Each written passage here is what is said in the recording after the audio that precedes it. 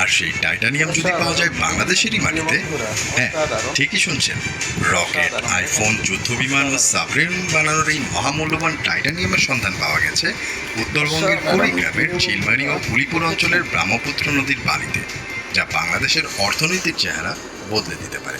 অর্থনৈতিক দিক থেকে এর সম্ভাবনা কতটা তা জানাবো আজকের এই ভিডিওতে। চলুন শুরু করা যাক। বাংলাদেশের উত্তরাঞ্চলের অবহেলিত জনপদ কুড়িগ্রাম, এই অঞ্চলের বুক চিরে বয়ে যাওয়া ব্রহ্মপুত্র নদীর বালিতে লুকিয়ে আছে এক বিশাল সম্ভাবনা। বাংলাদেশ বিজ্ঞান ও শিল্প গবেষণা পরিষদের গবেষকরা এই বালুর মধ্যে খুঁজে পেয়েছেন জাদুকরি মেটাল টাইটানিয়াম, সাথে রয়েছে ইলমেনাইট ও রুটাইল নামের মূল্যবান খনিজ। বালুর মধ্যে প্রায় 2 থেকে 3% মূল্যবান খনিজ রয়েছে। কিছু ক্ষেত্রে প্রতি বর্গ কিলোমিটারে হাজার কোটি টাকার সমপরিমাণ খনিজ থাকার সম্ভাবনা রয়েছে। কিন্তু প্রশ্ন হলো, এই